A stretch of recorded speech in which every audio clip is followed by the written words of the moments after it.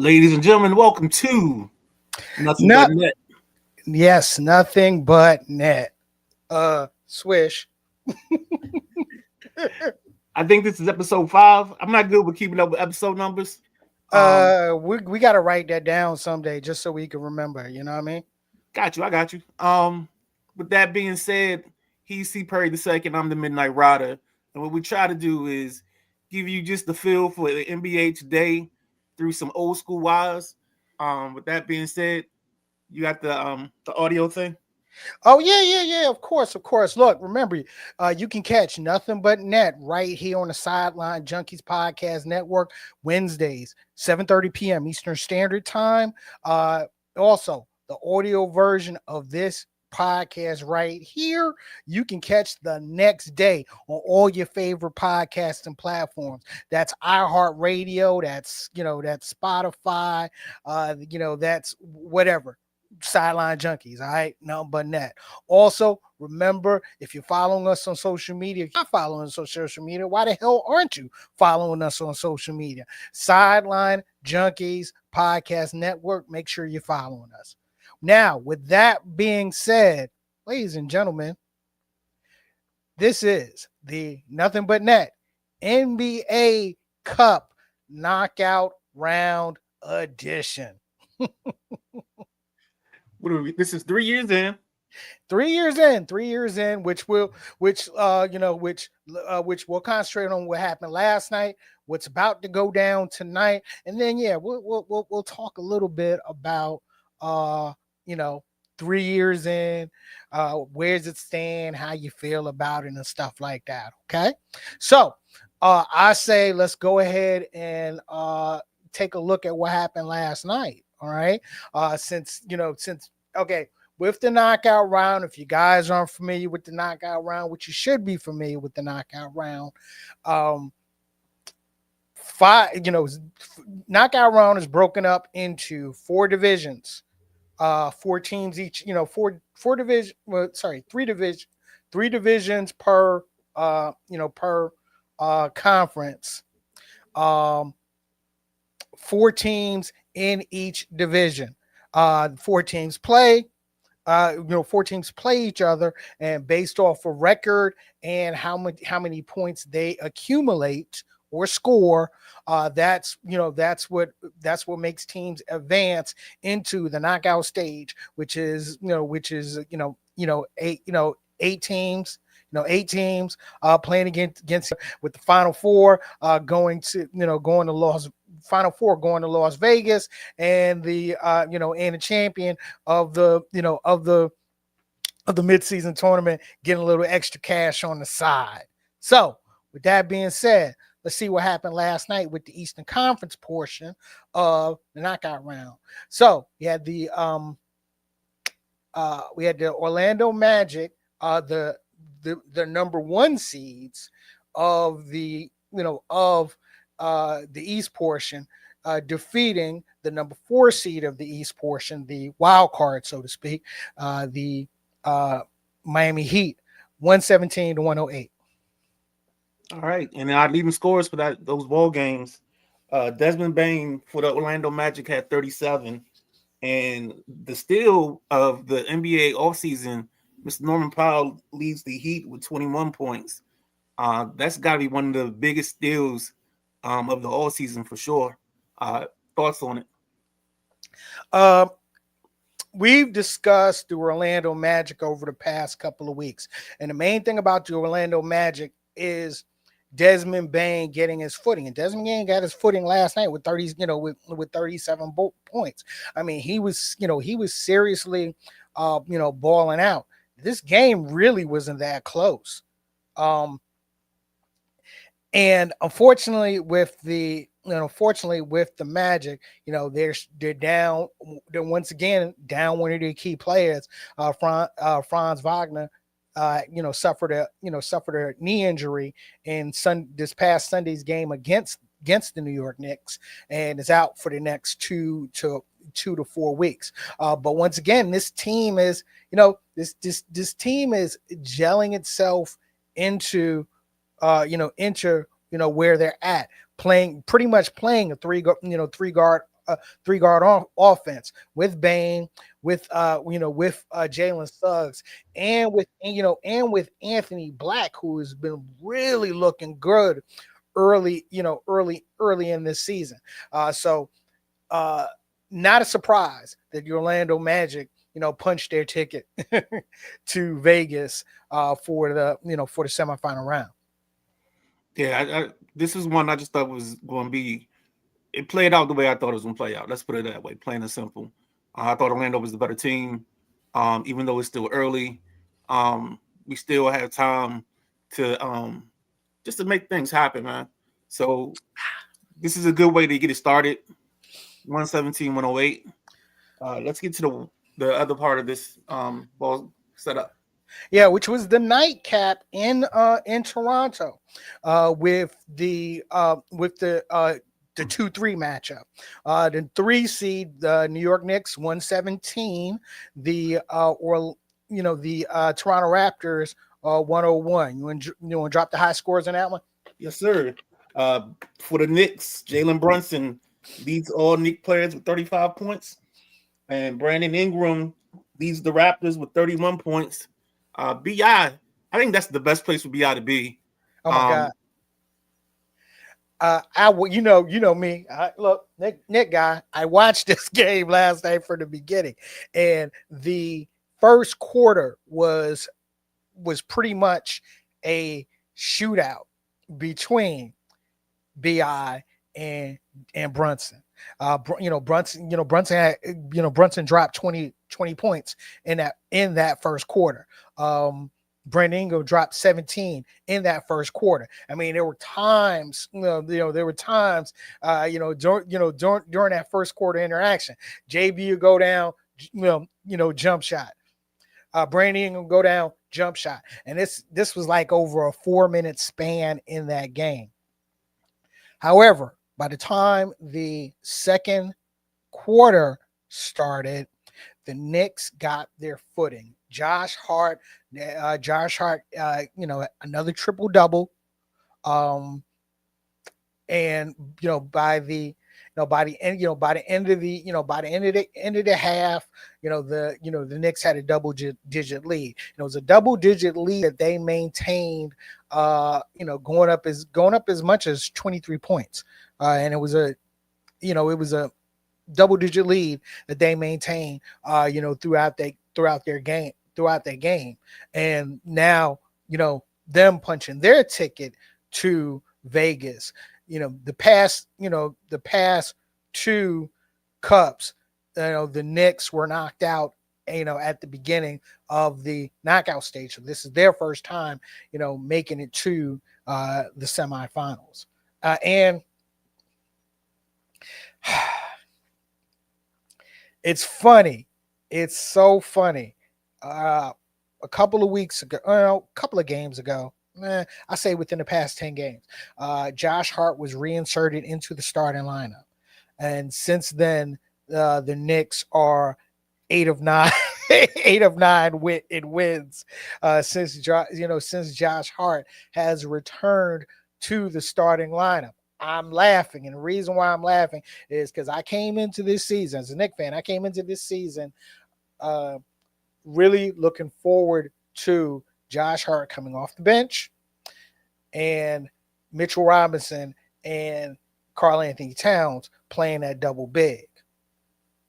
However, with Josh Hart back in the lineup, and now the Knicks going back to the same lineup that they had last year, this lineup in the Mike Brown system is perfectly suited for the Mike Brown system, with playing faster, keeping playing faster, less ISO, keeping the ball moving until you get the better shot. So yeah. Nick, fellow Knick fans, be excited. Don't think about trades. Just be excited. Well, my laughter was totally different. My laugh was, I thought I was going to be able to get that nugget in before you said it, but you said it as like I'm sitting there thinking it. You said it, but I tell people all the time, one of my favorite NBA players is Josh Hart because I love the way he plays the game. I love how he does a little bit of everything. And he's one of those glue guys. Yeah. So him getting back in the lineup really partially is because of him being able to take pressure off a little bit of everything. He can take some pressure off the rebounders, the ball handling, the shooting. He's a jack of all trades, and that's why I love his game. Yeah, I mean, look, there was one sequence in the game where he drives to the basket. He gets, he drives to the basket. He gets fouled. He falls down hard.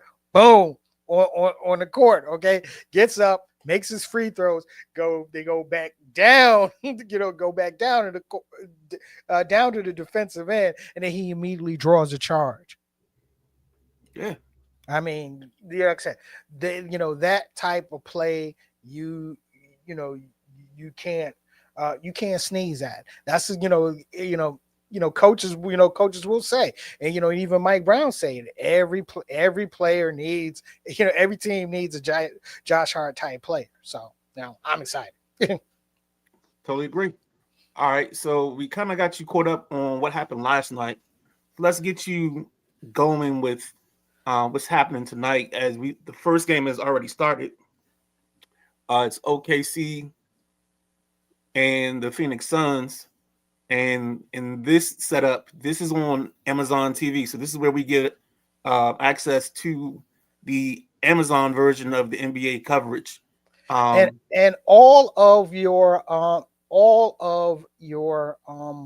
games for the knockout round are going to be on Amazon TV, just like last night's games, the only games going on right now. And yeah, this OKC, Phoenix Suns matchup, real interesting matchup. Like the start that Phoenix has gotten off to. Really like the start that Phoenix has gotten off to, and a lot of that, a lot of what's going on, outside of them buying into what the philosophy of their new coach, Coach Ott, is Dillon Brooks. Dillon Brooks, bringing tough in the gym that Gillespie has been, since he's been inserted into their lineup. I mean, we're talking about another guy similar to Josh Hart with Dillon Brooks. Brooks is just a guy that, even though his mouth gets him in trouble, he's a guy that he can. If you watch, what was it? I think it was last year. He was in Houston, and he did the same thing. He kind of sets the tempo. He's a guy that doesn't have to have the ball to make things happen. And that's what we got or we get.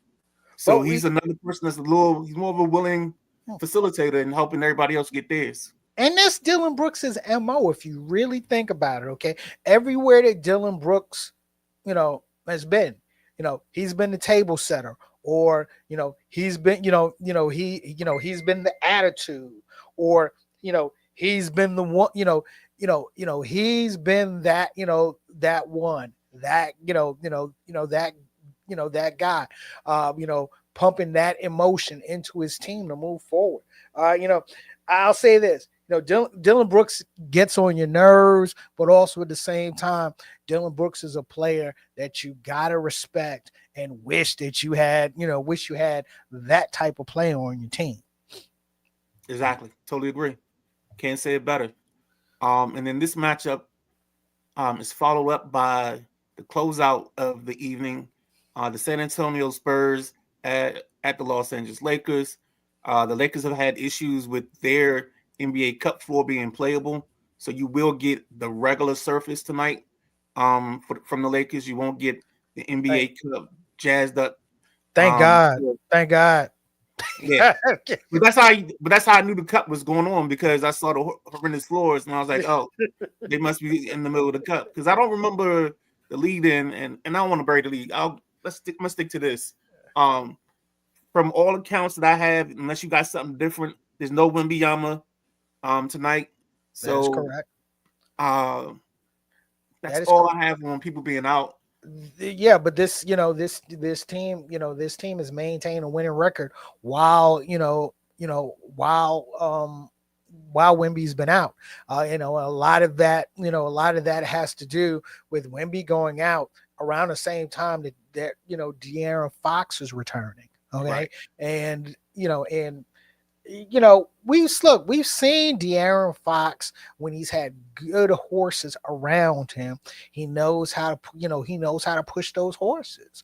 And with him and having, and also having another good veteran there with Harrison Barnes, I'm not surprised that this team right now is looking good in the West. However, like I said, they got to play the Lakers. The Lakers have been hot. They have been hot. So, No, I totally agree. And I think the Lakers thing is figuring out what they're doing or what role LeBron has going forward. I think whatever he settles into, as long as he takes a step back, I think this team can flourish and keep doing what they're doing. Let Luka be the one. Let Reeves be the sidekick, and then LeBron has to be the third person. You know what I'm saying? He has to be the Aquaman or something like that. He can't be the main star of this operation for them to be successful. Yeah. And I remember the semifinals of the Cup start on Saturday at 5 p.m. Eastern Standard Time. That first game being the New York Knicks against the Orlando Magic. This being the fourth time that the Knicks and the Magic have played each other this season. No, I totally agree. I think the whole situation here is you get that matchup first, and then you get the winners of the two games from the night in the other semifinal. Also, what people got to realize is this is where they take everything to Vegas. So you're no longer playing in the home arenas. You're playing at a neutral site. And then at the end, somebody gets to hoist the cup. Somebody gets to hoist the cup, and when one team gets an additional 500 gets an additional $500,000 per play and staff. So that's cup action. All right. Speaking of which, okay, so we're 3 years in to the cup. Ryder, what have been your thoughts about the cup since its inception to where it's at today?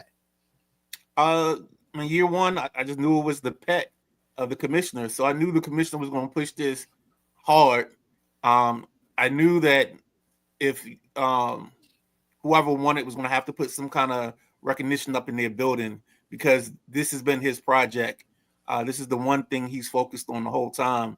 So this year, I didn't feel like it got as much play as normal. It kind of, I don't know, it just kind of snuck up on me this year. Like literally, I turned on the game and I saw the floor and I was like, oh, all right, here we go, NBA Cup. So that's how I saw it. Yeah, I mean, it's. I'll say this: I've enjoyed it because now the regular season doesn't drag. All right, and let's be honest. Traditionally, people look at Christmas as being the start of the NBA season. Which is and at that point, Christmas, you're already over 20 games in. Yep. At least this way, there's a focus. All right. There's a focus on, regular season. There's a focus on regular season action. All right. Those cup nights, you're looking at teams that are not only trying to win, paying attention to,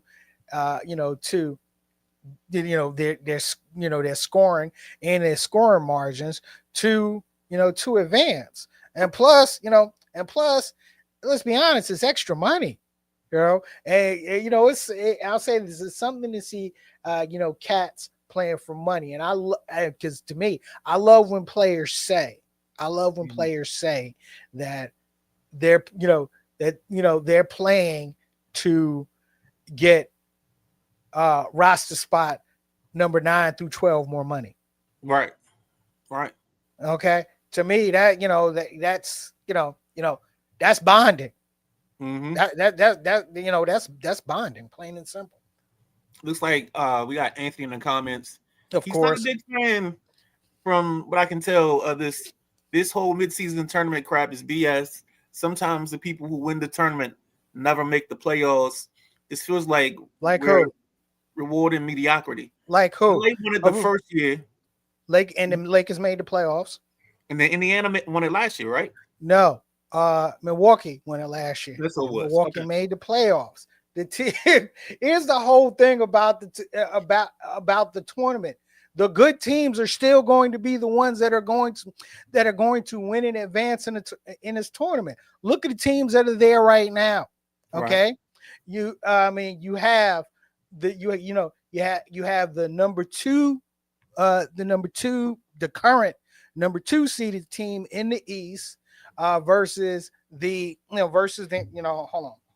I ain't even gonna misquote myself by sitting up here and and being off the cuff. Okay, you got the number 2 team in the East versus the number 4 team in the East.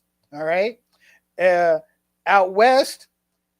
Okay, right now you have the number 1 team in the West playing the number 7 team in the West, and tonight you have the number 2 team in the West playing the number 5 team in the West.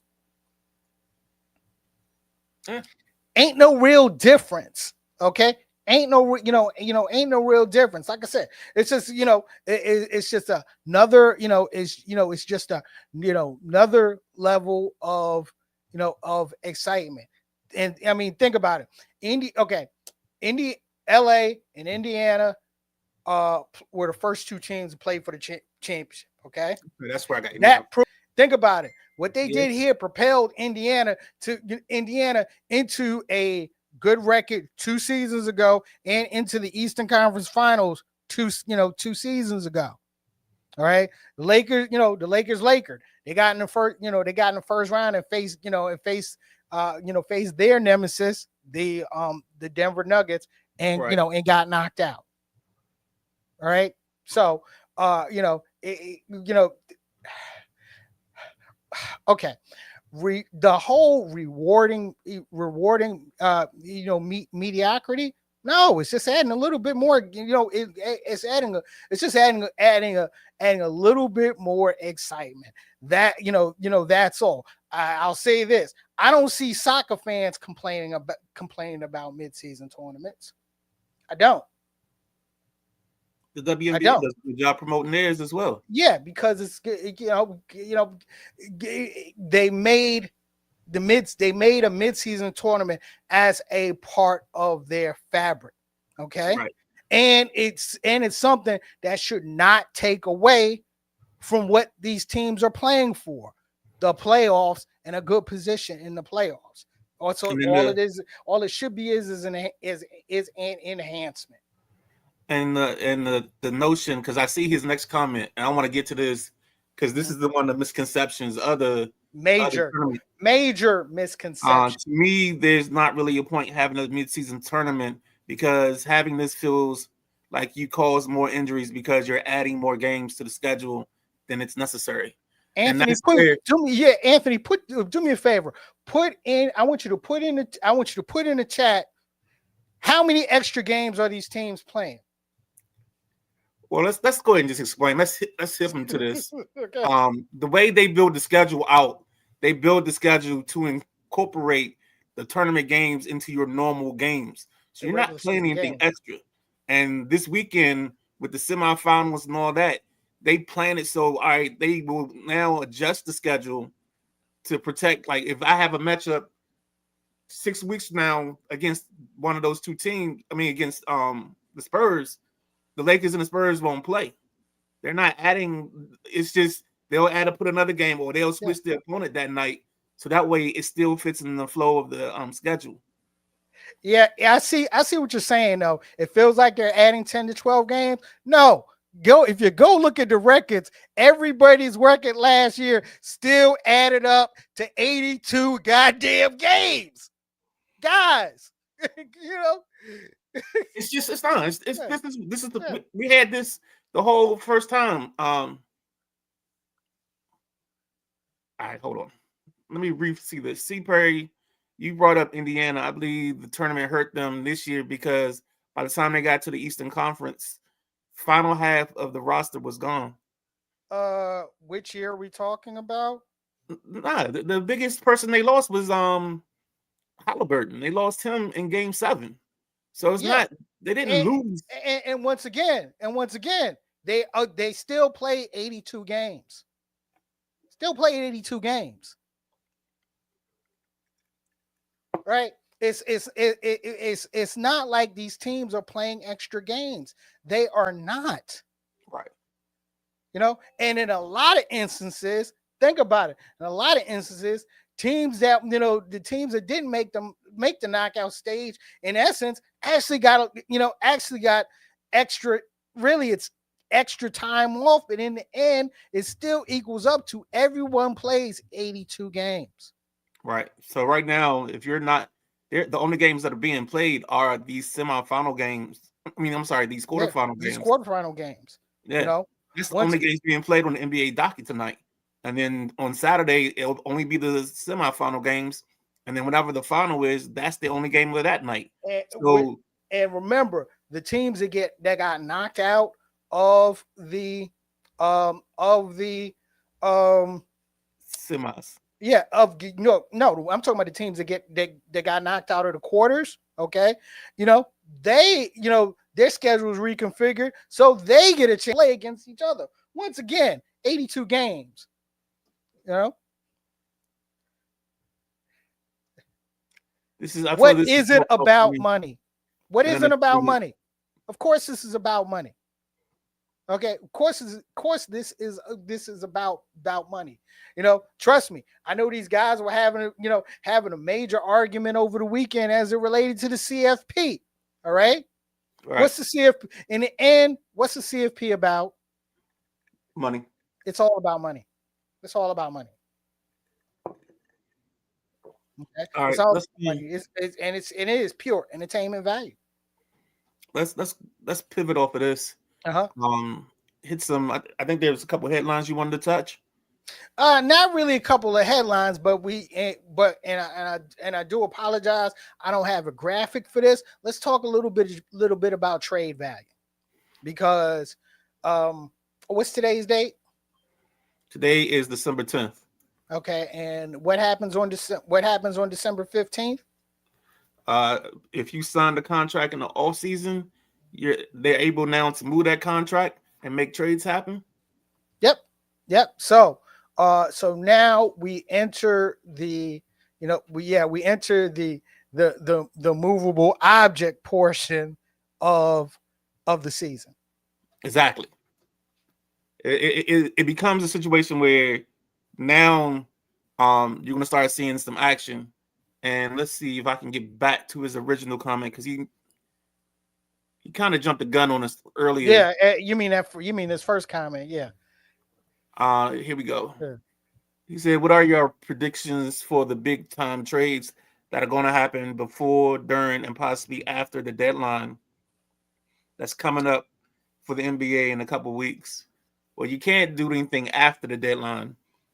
Only thing that happens after the deadline is a lot of guys get bought out and they will sign with other teams, but you can't do any moving and shaking after the trade deadline. I mean, I think the three biggest names I see, and I think I texted you earlier. Yeah, you did. It was like Giannis, AD, one other person. Can't think of the third. You had mentioned Kuminga. There we go. I'm gonna be straight up honest with you. Unless Giannis truly forces the issue, the only big name move right now, this could change in the next couple of weeks, But the only big name move that I can see possibly moving, based on some of the conversation, would be Anthony Davis. Right. Well, I think the other move that may come down the pipeline is something much on a much smaller scale, like a Zubek. There's gonna be a bunch of smaller stuff, Yeah. but that's what always, and that's what normally happens, our smaller stuff over the past 3 to 4 years.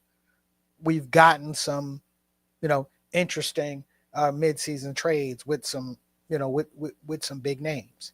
Right. But yeah, straight up, the only person that I could see moving would be an Anthony Davis, and that would be him coming east to a contender. Yep.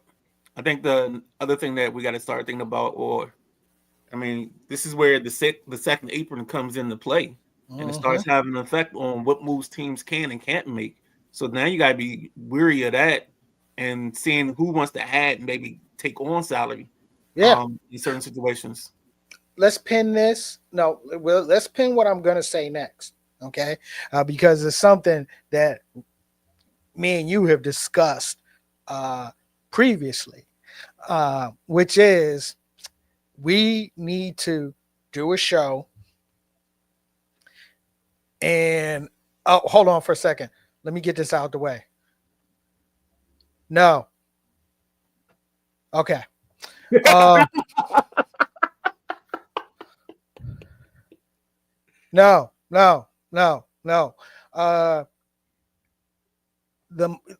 Look, I'll be this, as much as I hate the Miami Heat, I respect the Miami Heat because the Miami Heat have always been smart. Right. Anthony Davis to the Miami Heat would not be a smart move. Well, it doesn't make sense because a lot of people exactly. Yeah. The trade that got them Norman Powell was a smart move. Right. Okay. Making sure that Andrew Wiggins was a part of that Jimmy Butler trade was a smart move. Anthony Davis was not a smart move for the for this team. I think I can see him going somewhere like Detroit. I would say Detroit. I would say actually I mentioned this today. Okay, it would not surprise me to see Anthony Davis in an Atlanta Hawks jersey. They got a lot of young kids that's playing good ball right now. Very true. But it wouldn't surprise me. Not one bit. I don't think Orlando makes sense. Okay. I don't think I'll say this. Yeah. I don't think Orlando makes sense at all. Based on the bigs that they already have with their style of play. I don't see him as being an improvement over. I don't see him being an improvement over Wendell Carter Jr. I don't.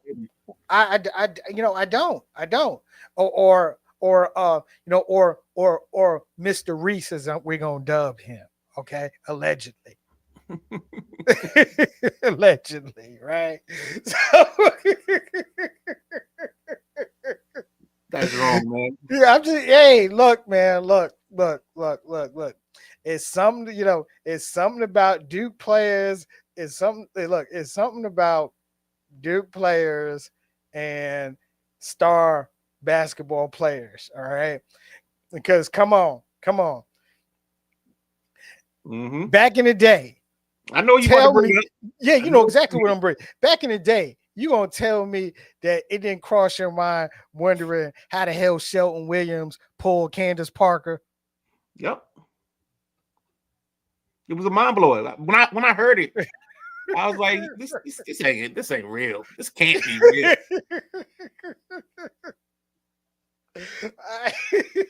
I mean, I'm sorry, man. Look, that was just as funny as Steve Francis and Shamiqua Holdsclaw being together. But I digress. I didn't know about that one. Yeah, I digress though. But But no, Anthony and Charlotte doesn't even make good sense. It doesn't. It doesn't. Okay. Yeah, it doesn't. Because once again, Charlotte's not in a place where they need to take on anybody that's over the age of 25. That's not what they're in the business of doing right now. And see, that's why I think Detroit's a good fit, because Detroit's got a glut of young guys that play similar positions, and you can make it move with two of those guys to clear playing time for somebody else. Because now you can give maybe Thompson a bigger role. Because I think they learned a lot when Jaden Ivey was out. Yeah, and you bring if you bring an Anthony Davis in, you have to do it in a way where you're not giving up Jalen Duren. All right. Yeah, because you would need, you would. Anthony Davis don't want to play the center. He ain't never wanted to play the center. He always considered himself a power forward. What better place than to be somewhere with a legit center? So, yep. All right, man. What else you got? Well, hey, hold on. Well, first, I want to answer. Can I answer these two questions from Anthony? Yeah. Then okay. Yeah. Let's take this one. Do you guys think the hype of Duke player is way too much, and he's going to be another Duke player that's not going to amount to anything in the NBA? No, the hype is justified. The hype is justified, and I think he's in I think he's in a good place with a good coach. With decent pieces around him, where he will grow. Okay, and let's see, Paolo Banchero, Brandon Ingram. All right, Duke produces good players. All right, period. They produce quality NBA players. Whether they are of the hype and ilk that most people, take hype and ilk, that's subjective. But they produce good players. All right, next. Get the F out of here. Not needed. Not needed. Not needed. Not effing needed. Makes no sense whatsoever. None. See, I was trying to skip you from that question because I knew you was gonna have that reaction. It's different when you're a fan of that team. I kind of knew that was the response we was gonna get. Yeah, but also I'm a smart and critical fan. Okay, and a team's needs are a team's needs. It's not a need. Okay, that's that's not a need. The same way I've been arguing left and right. Giannis ain't a need. Yeah, Giannis is not a need. Okay, Giannis is a need for people like sucker ass Smith. Yes. Okay, Giannis is a need for people that can't get out of 2010 through 2013 as it relates to having an attitude of trade all of your play or trade the grip that you have to get the name player and figure out the rest later. Guess what? Only one team has been able to properly figure the rest out later, and that was the Miami Heat circa 2010 to 2014. How did it really work out for everybody else? Exactly. All right. What you want to do before we get out of here? Let's see. What should we do? Well, I know one thing I could say. All right, let's do it. Ladies and gentlemen, remember you can catch Nothing But Net Wednesdays, 7:30 Eastern Standard Time, right here on the Sideline Junkies Podcast Network. That's that's live on YouTube. That's live on Facebook Live. The audio version of this here podcast you can catch the following day on all of your favorite podcasting platforms: iHeartRadio, Spotify, Amazon Music. Yo, nothing but net. And Sideline Junkies Podcast and Network. Make sure make sure you hitting that like button on all of all of the favorite social media platforms. Yes, sir. And to keep it simple tonight, the reason we were able to go over is tonight at 9 p.m. In the passenger seat will air with Jack Carr, and I forget. I'll try to look up his sidekick or the person riding shotgun with him for the night. I know it's one of the coaches from the Maryland State Finals this weekend, and he's actually going to be coaching the SMAC team, the SMAC team, in the PG County versus Southern Maryland game that's happening this Saturday.